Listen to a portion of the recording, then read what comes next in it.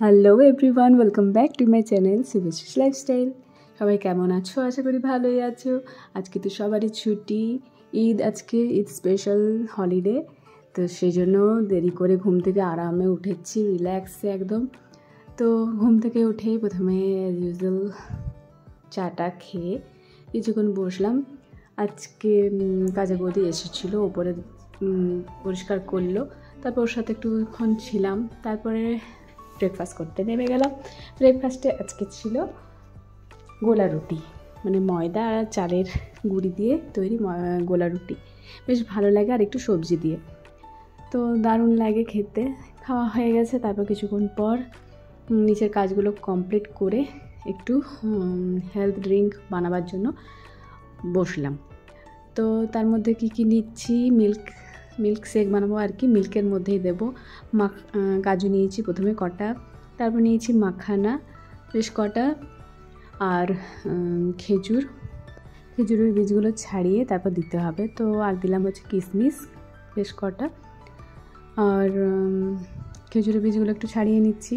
এটা খুব ভালো হেলথ ড্রিঙ্ক হিসেবে খাওয়া যাবে, মানে মিল্ক শুধু খাওয়ার থেকে এগুলো মিক্স করে খাওয়াটা অনেকটা স্ট্রেংথ দেয় আর কি শরীরে, আর প্রোটিনের পরিমাণটাও ভালো থাকে। মাখানা এসব জিনিসগুলো বেশ ভালো শরীরের জন্য, অনেকটা স্ট্রেংথ বাড়ায়। তো মাও শরীর থেকে মানে অনেকটাই শারীরিকভাবে দুর্বল রয়েছে, অনেক দুর্বল, তো সেই হিসেবে মায়ের জন্য বানালাম। আমি, মা, দাদা খাবো, বাবাকে অতটা দেওয়া যাবে না, যেহেতু কিশমিশও দিচ্ছি, কাজুও দিচ্ছি, সুগার লেভেলটা একটু হাই থাকবেই, সেই হিসেবে দিচ্ছি না।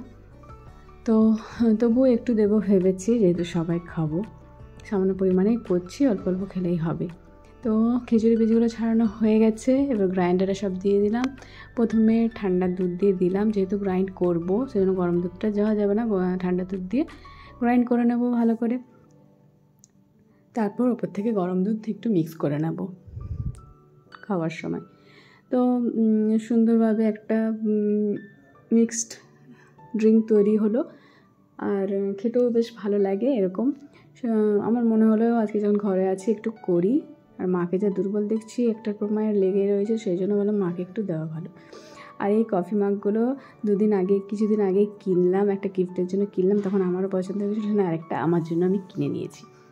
এই কাপগুলো খুবই ভালো লাগে কফি খাওয়ার জন্য, তো যে কোনো ড্রিঙ্কও খাওয়া যায়। তো এবার উপর থেকে একটু গরম দুধ মিক্স করে দিলাম। একটা বড় কফি মাগে যতটা হলো সেটাই আমরা 3টে ভাগ করে খেয়ে নেব।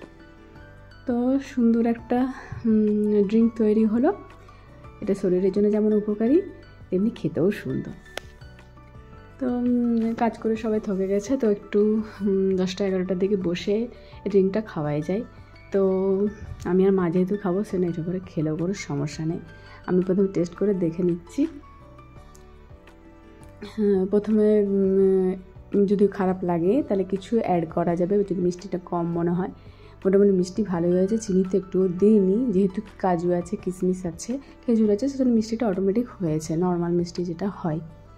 তো যাই হোক, ওই হেলথ ড্রিঙ্ক খাওয়া হয়ে গেল। এরপর স্নানও আমার হয়ে গেছে। আজকে মাথায় শ্যাম্পু করেছি, যেহেতু একটু সময় পেয়েছি, আর এত ঘুম পাচ্ছে, কিন্তু মায়ের এখনই ডাক পড়বে লাঞ্চের জন্য, এই যে ডাক পড়েছে, যে না শোয়ার উপায় না, একবারে খেয়েই ঘুমোবো। স্নান করলে আমার প্রচণ্ড ঘুম পায়। তো যাই হোক, এরপর লাঞ্চ থালি সাজাবার পালি।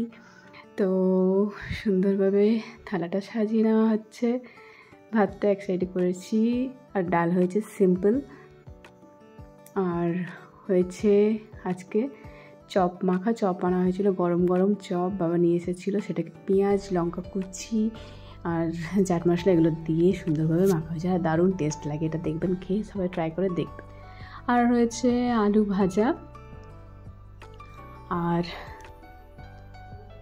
একটা সবজির মধ্যে ছিল সজনে ডাঁটার সবজি।